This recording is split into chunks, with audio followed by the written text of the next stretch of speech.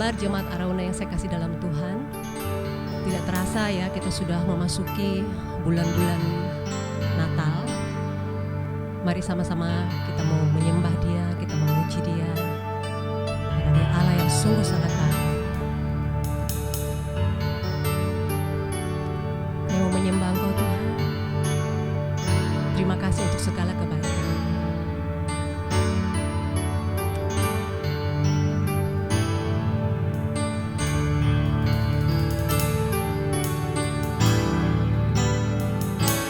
Sembah dan puji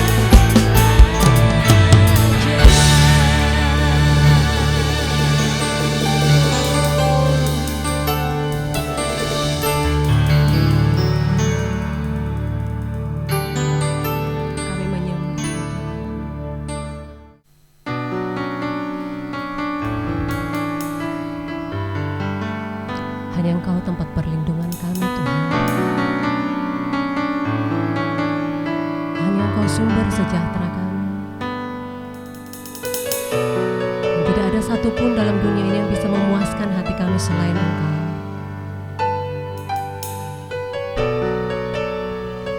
Haleluya. Hanya Kau tempatku berlindung, hanya Engkau laguku dan kekuatanku. Izinkanlah ku datang menyembah, membawa syukurku.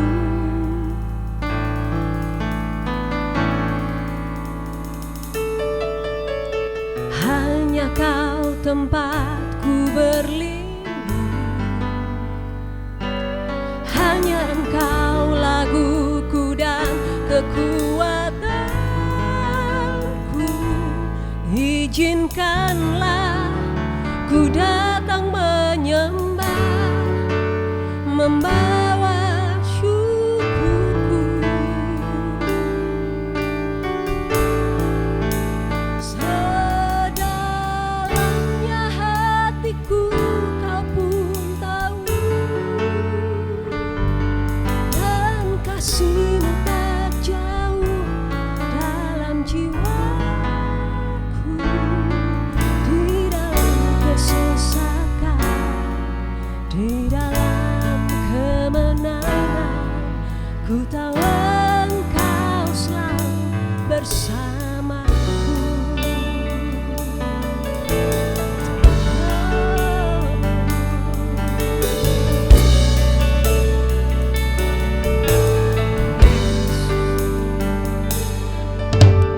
Hanya Kau tempatku berlindung, hanya Engkau laguku dan kekuatanku.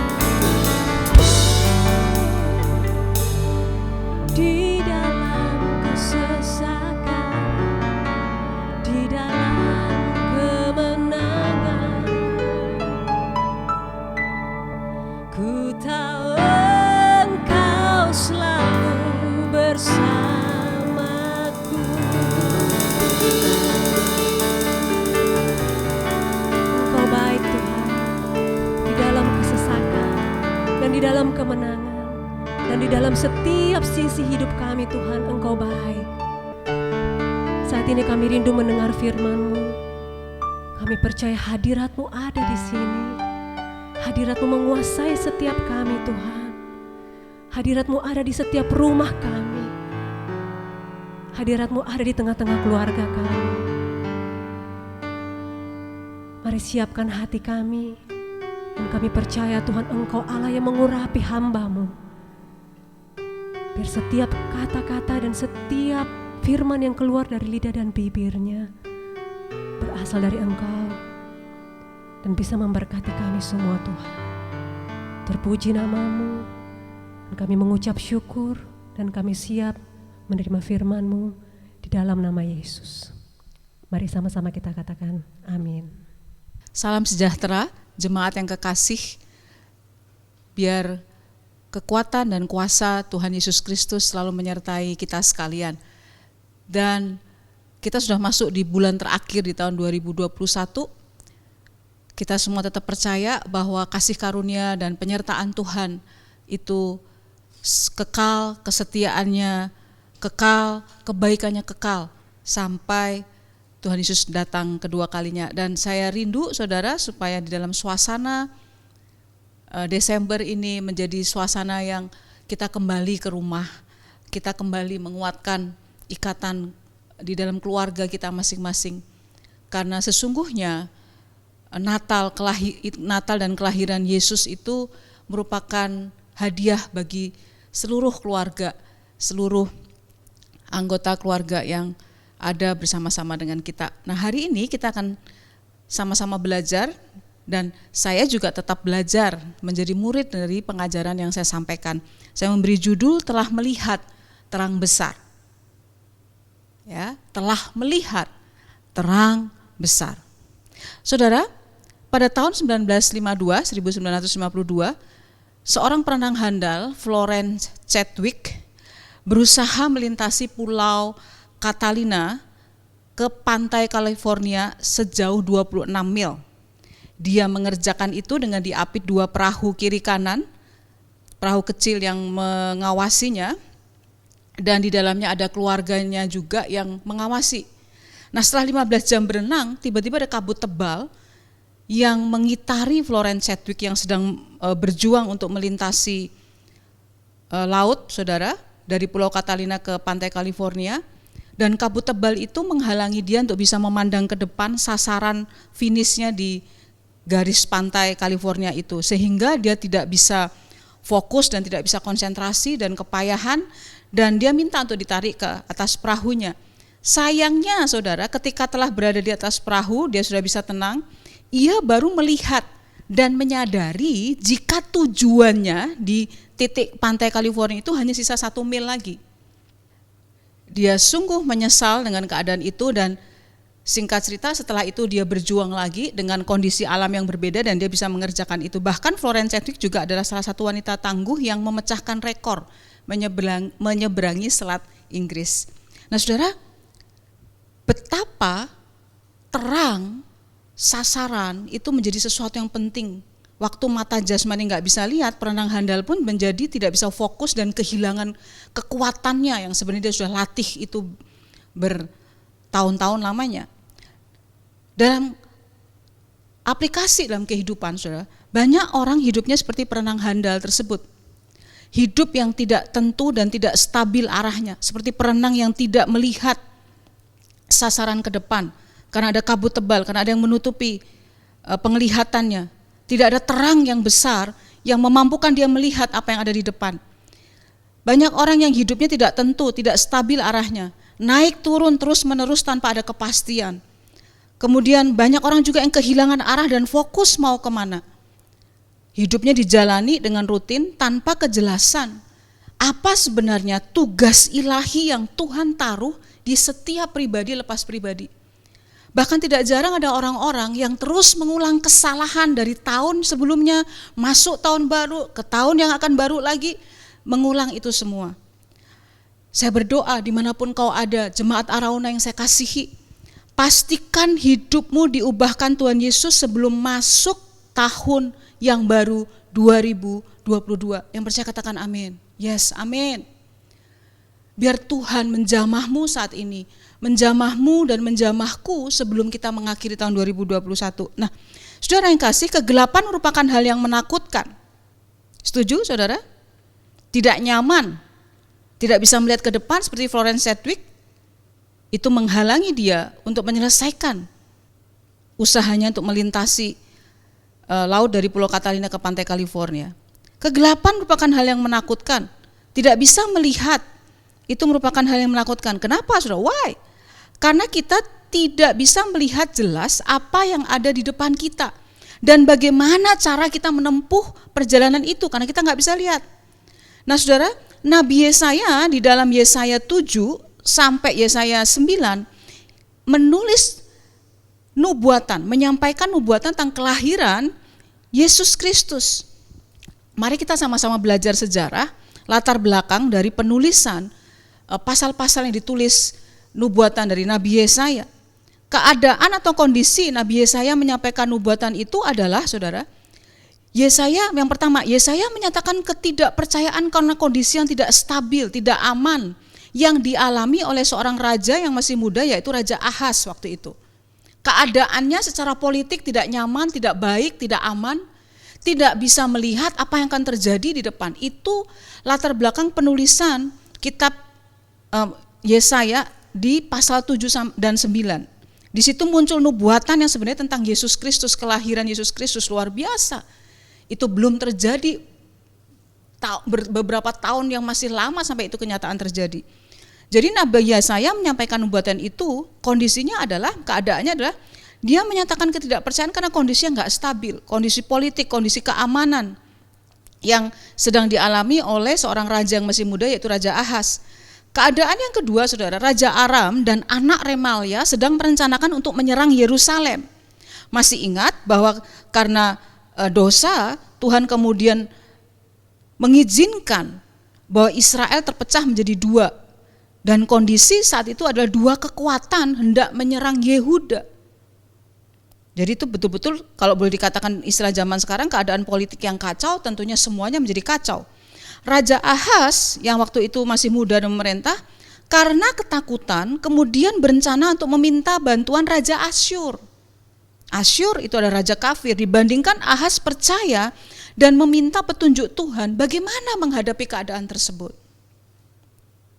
Keadaan yang berikutnya, saudara, beberapa saja ya, sudah bisa membaca, sudah bisa cari dan menggali itu. Yesaya kemudian memperingatkan Ahaz untuk meletakkan kepercayaannya kepada Tuhan, bukan kepada pasukan Asyur. Bukankah situasi ini menjadi relevan waktu kita sedang memasuki tahun yang akan datang, saudara? Kita nggak tahu apa yang akan terjadi. Kita tahu, kita beriman, kita percaya Tuhan punya rancangan dan rencana yang indah. Tetapi secara jasmani di dunia yang sudah sakit ini, di tengah pandemi yang kita tidak tahu apa yang terjadi di depan, Yesaya sebenarnya sedang memperingatkan Ahaz, dan firman Tuhan sedang memperingatkan saya dan saudara untuk meletakkan kepercayaan kepada Tuhan, bukan kepada segala sesuatu yang di luar Tuhan. Ahaz waktu itu kepada pasukan Raja Asyur. Catat baik-baik kalimat ini, saudara. Mengandalkan diri sendiri dan mengandalkan semua hal di luar Tuhan adalah jalan menuju kehancuran. Saya berdoa siapapun engkau, dimanapun engkau berada, engkau kembali mengandalkan Tuhan. Karena itu adalah fondasi perlindungan, kuasa yang melebihi hal-hal yang lain. Mari kita buka Yesaya 9, dengan cepat kita akan membaca ayat-ayat ini. Mulai dari ayat yang pertama sampai ayat yang ke-6. Baca firman dan renungkan sembari kita membaca dengan sungguh-sungguh, saudara. Saya sedang mengajarkan, membagikan di jemaat, khususnya jemaat Arauna, untuk bagaimana kita hanya membaca firman dan mengizinkan firman itu diterangi oleh si pemilik ide penulisan firman Tuhan, yaitu Roh Kudus sendiri berbicara kepada saya dan saudara. Yesaya 9 ayat 1 sampai yang ke-6. Bangsa yang berjalan di dalam kegelapan telah melihat terang yang besar. Jadi waktu saudara membaca ayat-ayat ini, renungkan beberapa poin tentang keadaan Yesaya waktu nubuatan disampaikan. Mereka yang diam di negeri kekelaman, atasnya terang telah bersinar.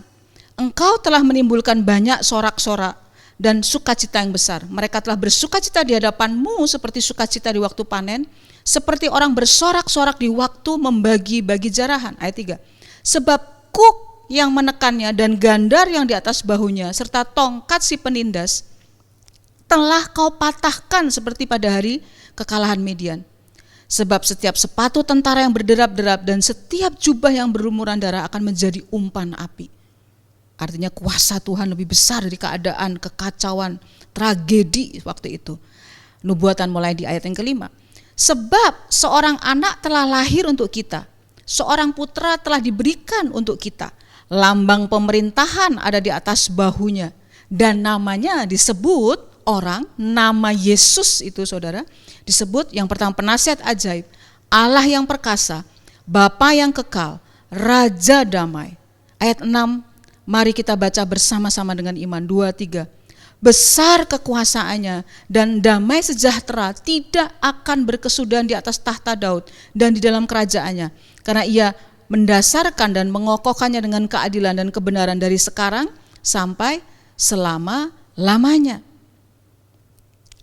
Di tengah keadaan yang gelap itu muncul firman Tuhan yang luar biasa, nubuatan di masa depan tentang lahirnya juru selamat yang agung yang Yesaya tuliskan. Makna yang pertama saudara, mereka yang dalam kegelapan dan kekelaman akan melihat terang besar. Itu dari ayat yang kita baca. Terang itu tidak perlu dipaksakan, saya mau katakan. Saudara, terang itu gak perlu dipaksakan untuk mengusir gelap. Begitu terang itu datang, maka kegelapan akan lenyap. Keadaan hidupku dan hidupmu tidak perlu dipaksakan untuk mengalahkan kegelapan, mengalahkan keadaan, mengalahkan semua ketakutan yang membutakan kita untuk tahun-tahun yang akan datang. Dengan hanya satu, membiarkan terang yang besar di dalam Yesus Kristus ada dalam hidupku dan hidupmu. Yang percaya katakan amin. Di area mana hidup kita selama tahun 2021 masih dalam gelap, masih kelam? Saudara dan saya bisa menjawabnya secara pribadi dengan di area-area mana? Saya mau katakan hari ini, izinkan terang yang besar yaitu Yesus sendiri untuk menerangi. Izinkan dia menerangi. Tuhan itu bukan perampok yang memaksa untuk masuk. Selama saya dan saudara menutup hatimu untuk menerima terang yang besar, juru selamat yang agung itu, dia gak akan pernah masuk. Saya mau katakan begini istilah saya saudara, Tuhan Yesus itu sangat sopan. Dia ketuk sampai saya dan saudara buka pintu untuk dia berkuasa dan masuk.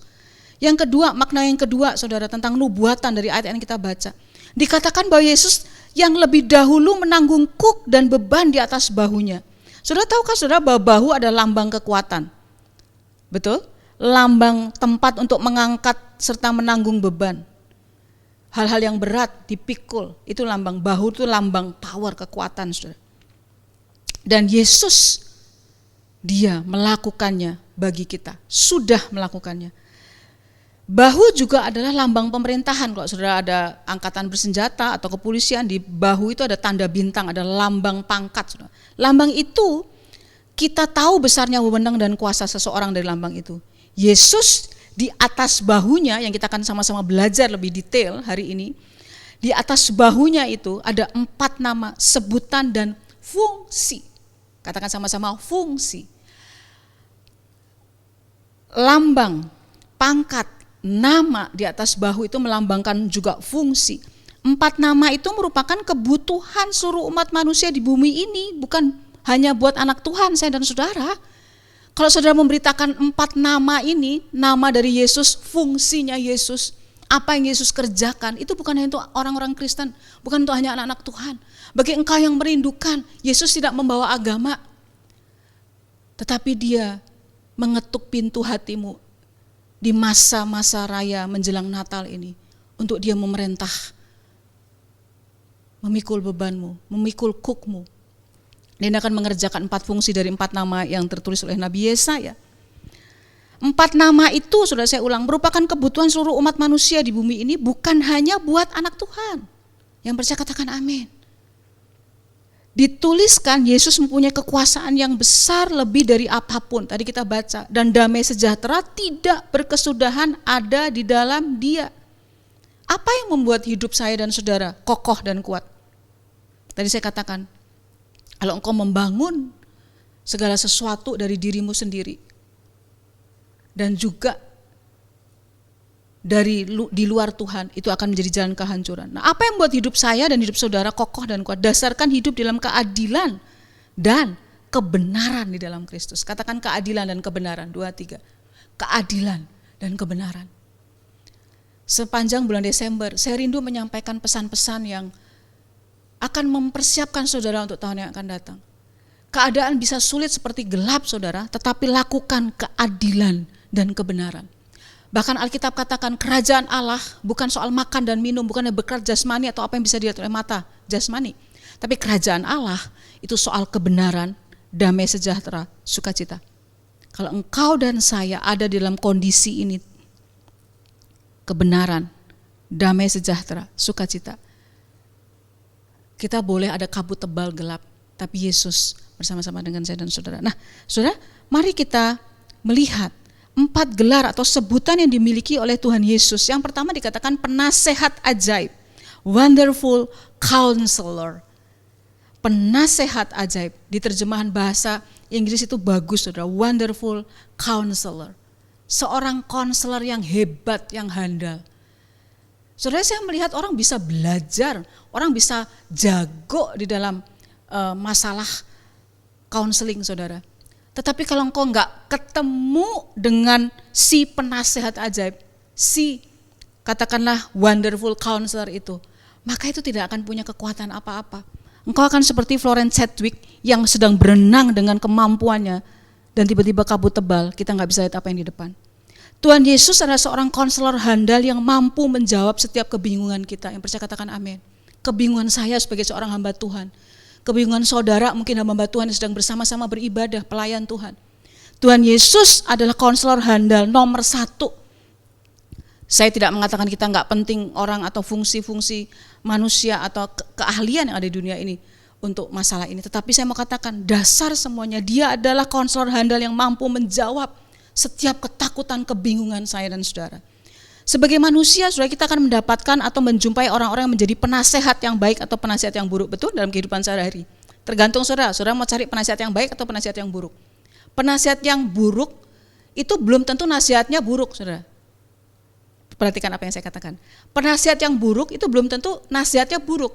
Nasihatnya baik dan enak buat saya dan saudara, tapi buruk bagi masa depan saya dan saudara. Sampai di sini saudara bersama-sama dengan saya? Yes, amin saudara. Nah saudara, Tuhan Yesus selalu memberikan kata-kata yang benar. Manusia itu terbatas. Saya suka ada satu buku yang di masa-masa remaja, awal-awal saya bertobat, awal-awal saya memulai saat teduh, yaitu konseling dengan Tuhan. Itu merupakan basic. Bahkan para konselor-konselor handal itu bukan orang yang hebat di dalam pengetahuan dan ilmunya. Itu penting untuk memperlengkapi, jangan saudara potong sepotong ya saudara ya. Tetapi mereka juga membangun dirinya berhubungan dengan sang penasehat ajaib. Wonderful counselor. Seringkali saudara kita mencari banyak pendapat orang lain hanya supaya kita dengar apa yang kita suka. Tadi saya katakan itu, belum tentu penasihat buruk itu nasihatnya buruk buat saya atau saudara. Tapi itu kadang-kadang enak. Kenapa? Karena kita suka, kita mau. Tetapi saat kita bertemu Tuhan Yesus lewat firman-Nya, kita akan menerima nasihat yang benar dan langsung menjawab kebutuhan saya dan saudara. Saya mau katakan, pastikan nasihat yang kita dapatkan selalu sejalan dengan firman Tuhan di Alkitab. Sejalan dengan perkataan sang wonderful counselor itu. Yang kedua saudara, nama Yesus disebut, gelarnya adalah Allah yang perkasa. Mighty God. Our God is, ya ada lagu-lagu sekolah minggu yang anak-anak kita nyanyi. Allahku besar, kuat dan perkasa. Itu perkataannya dari sini saudara. Mighty God. El Gibor. Apa itu artinya saudara El Gibor? Pahlawan yang perkasa. Seorang pahlawan bukan orang yang teori. Pahlawan adalah orang yang sudah melewati peperangan, jatuh bangun, berdarah-darah, hampir mati sekarat. Dan dia bisa menangkan itu pertarungan. Dan Yesus bagi saya dan saudara berita Natal Desember ini, dia adalah pahlawan yang perkasa. Dia bukan hanya mengalahkan sakit penyakit, maut, kekuatan gelap yang paling besar di dunia ini, dia taklukkan. Tidak ada orang lain, tidak ada tokoh-tokoh besar yang sudah mengerjakan yang Yesus lakukan. Tuhan Yesus, catat saudara, Tuhan Yesus adalah perlindungan dan pertahanan kita saat dalam kesulitan dan konflik. Jangan mau jadi pahlawan sendiri karena kekuatan saya dan saudara. Tahun 2022 tidak bisa juga kita tetap mengerjakan dengan kekuatan sendiri. Kita perlu bergantung sepenuhnya kepada sang pahlawan perkasa El Gibor itu. Saudara, bukti sejati Tuhan Yesus adalah pahlawan perkasa saat dia mati, dikubur, bangkit kembali hari ketiga. Isu Natal tidak akan terjadi dan penting tanpa isu salib. Kematian Yesus mengalahkan maut. Dia mengalahkan kematian, menghancurkan kuasa iblis. Yesus itu perkasa. Kita tidak bisa melepaskan kelahiran Yesus seperti yang saya katakan ulang-ulang. Dengan apa alasan Yesus lahir bagi saya dan saudara? Dia mati dan bangkit dari kematian dengan cara yang perkasa, bukan cerita drama. Merasakan sebagai manusia 100%. Kalau engkau anak-anak muda, anak-anak remaja, anak youth yang hari ini, engkau sedang bergumul dengan dirimu, tidak ada yang bisa mengerti, datang kepada El Gibor, pahlawan yang perkasa Yesus Kristus. Seperti yang saya kerjakan waktu saya di masa-masa remaja, penuh dengan kegelapan, kabut tebal yang gak bisa lihat ke depan. Dengan cara yang perkasa, dia datang mengalahkan pekerjaan iblis. Bayi yang lahir di peristiwa Natal adalah pahlawan perkasa, Allah yang perkasa, bukan bayi imut yang gak bisa buat apa-apa, saudara. Saya mau katakan, sudah catat, bagian mana dalam hidupmu yang masih mati dan butuh kebangkitan yang perkasa. Yang ketiga, namanya adalah Bapa yang kekal, an individual father, everlasting father. Itu terjemahannya macam-macam, pakai itu kata, saudara. Tuhan Yesus adalah Bapa yang mengawasi kita dan melimpahkan belas kasihan. 4 sebutan Yesus ini yang memulihkan seorang Sari, saudara, di masa-masa remaja, di tengah kegelapan, di tengah kehidupan yang butuh pemulihan. Ini yang menyembuhkan saya dan menimbulkan rasa berhutang sejak saya menerima dia. Ini yang saya rindu beritakan setiap kali saya bertemu dengan orang yang belum bertemu dengan kebenaran yang sejati, bertemu dengan kabar baik yang sesungguhnya. Bagaimana saya dan saudara, Desember adalah masa-masa di mana engkau perlu membagikan apa yang Yesus sudah kerjakan. Nah saudara, seorang bapak, saudara, Yesus itu adalah bapak yang mengawasi, melimpahkan belas kasihan. Seorang bapak yang baik akan selalu ada saat anaknya membutuhkan. Ya saudara, saya melihat di jemaat ada papa-papa yang begitu luar biasa. Mereka punya kelemahan, papa mama punya kelemahan. Tetapi mereka merupakan bapak yang baik saat anaknya membutuhkan. Bapak yang baik tidak pernah terlalu sibuk bagi anaknya. Bapak yang baik tidak merasa dibebani oleh kehadiran anaknya. Tidak pernah tidak tertarik tentang semua hal yang menyangkut anaknya. Tahukah saudara bahwa saya dan saudara adalah anak-anak yang dikasihi oleh everlasting Father.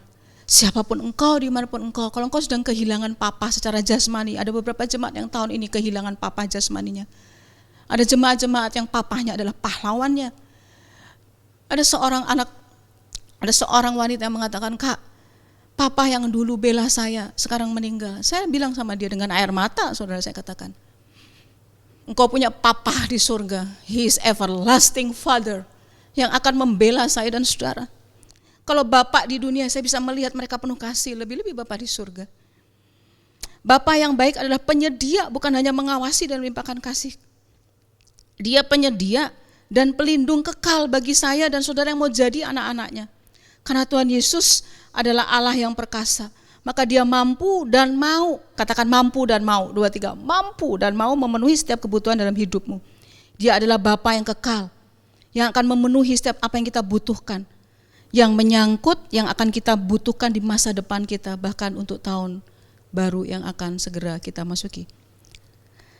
Saudara, di bagian ini internalisasi perenungan, apakah kita kehilangan figur dan fungsi seorang Bapa? Di masa-masa raya Natal ini, mari renungkan, dia adalah Bapa yang kekal, an individual Father. Dia Bapa yang besar, everlasting Father, tetapi juga dia sangat personal, he is individual Father untuk saya dan saudara. Atau kita menjadi seorang Papa yang tidak sesuai dengan kehendak Tuhan, pertanyaan saya. Datanglah kepada Bapa yang kekal, individual Father yang hari ini hadir dimanapun kau ada.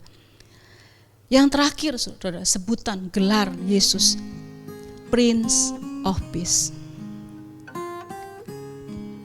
Raja Damai. Damai itu bicara tentang completeness, melengkapi, lengkap. Yesus punya kuasa untuk memperlengkapi semua yang gak lengkap dalam hidup saya dan saudara. Damai berbicara tentang soundness, kewarasan, kesehatan mental. Isu kesehatan mental sangat meningkat selama masa pandemi. Tahukah sumber kesehatan mental yang sejati? Hubunganmu dengan Kristus Yesus, Sang Prince of Peace, Raja Damai itu. Damai itu bicara tentang welfare, kesejahteraan batin, batin yang penuh. Saudara, pernikahan yang hebat sekalipun itu gak akan pernah bisa membuat seseorang full. Bahaya sekali pernikahan untuk mencari kebahagiaan tanpa pelaku pernikahan itu ketemu dengan Sang Raja Damai yang sejati. Saya berdoa untuk setiap pernikahan, untuk setiap keluarga, hubungan orang tua dan anak, engkau dipenuhi oleh damai Sang Raja Damai itu. Salah satu yang orang rasakan dan cari saat Natal adalah suasana atau rasa damai. Betul begitu saudara? Coba renungkan. Setiap orang mengatakan membutuhkan damai. Saya akan mengatakan kalimat yang sedikit kontroversial. Dalam perenungan, saudara, sesungguhnya banyak orang di masa-masa Desember dan Natal mereka cari bukan damai dari Raja Damai itu. Yang dia cari sesungguhnya mereka lebih ingin apa saudara? Kebahagiaan. Benar bukan? Damai dan bahagia itu dua hal berbeda. Saya akan tutup dengan kalimat-kalimat closing saya, kalimat penutup. Saudara yang saya kasihi jemaat Arauna dan semua hamba-hamba Tuhan pelayan Tuhan yang saya kasihi. Konsep damai, shalom dalam Alkitab berbeda dengan hanya sekedar kebahagiaan yang dicari orang. Konsep atau makna damai yang Tuhan mau adalah hidup di dalam pemerintahan dan dikuasai oleh Tuhan. Karena saat kita ada di dalam Tuhan, Dia yang Sang Damai itu, Raja Damai yang akan mengatur semua yang ada di dalam kosmos, di dalam alam, di dalam dunia di mana saya dan saudara hidup. Apakah engkau sedang mencari damai, membutuhkan damai, atau saya dan saudara hanya sekedar mencari kebahagiaan, happy, not peaceful? Kalau engkau sedang kekurangan itu, engkau ada kebutuhan di bagian itu, apapun keadaanmu saat ini, sebelum saya berdoa mengakhiri firman Tuhan, buka hatimu. Sekali lagi, Tuhan Yesus tidak membawa agama. Dia hadir, Dia nyata, Dia datang bagi semua orang yang membukakan hatinya. Di masa raya Natal, kelahiran Yesus Kristus, Dia masuk secara personal. Dia Raja Damai. Amin, saudara. Dia Bapa yang kekal. Amin, saudara. Saya balik dari nama sebutan yang terakhir. Raja Damai, Bapa yang kekal. Dia El Gibor, pahlawan yang perkasa, Mighty God, Allah yang perkasa. Dan Dia adalah penasehat ajaib, Wonderful Counselor. Buka hatimu, izinkan Dia seperti Dia menjumpai saya secara pribadi beberapa puluh tahun yang lalu dan mengubah perjalanan penyeberangan saya ke arah hidup kekal. Yang dulunya gelap, kabut, tidak bisa melihat dan hancur, bertemu dengan terang sehingga bisa melihat sasaran tujuan ilahi dalam hidupku dan juga dalam hidup. Mari kita tundukkan kepala. Hamba-Mu sudah selesai berbicara Tuhan. Sepanjang firman Tuhan ini, kalau mereka sedang rindu, haus, mereka bisa mengulang-ulang karena teknologi memungkinkan kami untuk mengulang-ulang mendengar firman lewat media-media sosial, lewat gadget kami waktu kami nyetir mobil, waktu kami sedang santai. Berbicaralah seperti Engkau mengetuk hatiku. Dan aku membukakan pintu dan sesuatu yang besar terjadi. Kabut tebal itu seperti kabut yang menghalangi Florence Chadwick sehingga dia hebat, dia handal, tapi dia gak mampu menyelesaikan perjalanan itu. Buat kami melihat terang yang sangat besar itu sebelum kami memasuki tahun yang baru. Tuhan tolong para hamba-hamba Tuhan dan pelayan Tuhan supaya kami melihat terang yang besar dalam perjalanan hidup kami. Secara khusus Tuhan, hamba-Mu berdoa untuk mereka-mereka yang rindu figur Bapa, bahkan yang sudah menjadi Bapa tapi mereka lemah, mereka kurang berhasil selama ini. Biar Engkau mengunjungi, tinggal, memeluk mereka. Engkau yang berbicara kepada mereka seperti Engkau berbicara kepada diriku, mengubahkan setiap keadaan yang gelap menjadi melihat terang yang besar. Kami tetap mengangkat tangan, memberkati bangsa dan negara yang kami cintai. Mulai dari Bapak Presiden, para menteri, semua jajaran pemerintahan pusat sampai daerah. Kami berdoa untuk seluruh masyarakat di Indonesia, supaya kami tidak euforia, kami tetap tertib selama masa raya, liburan Natal, Tahun Baru, atau masa-masa akhir tahun Tuhan. Kami taat, kalau kami gak boleh libur kami juga taat. Kalaupun kami ada yang sedang bepergian, Tuhan lindungi semua. Bangsa ini ada di tangan-Mu. Perlindungan Tuhan sempurna atas bangsa ini. Kami lepaskan berkat atas bangsa ini. Dan saat ini saudara kekasih, mari angkat kedua belah tangan saudara, terima berkat dari Tuhan. Kiranya Allah Bapa di surga menghadapkan wajahnya, persekutuan yang manis dengan Yesus Kristus, penghiburan oleh Roh Kudus, berjalan bersama Roh Kudus, berbicara selalu bersama Roh Kudus, menjadi berkat dimanapun engkau dan saya Tuhan utus. Love God, love people. Sekali percaya Yesus, tetap percaya Yesus. Di dalam nama Tuhan Yesus Kristus, saya percaya katakan amin. Tuhan Yesus memberkati.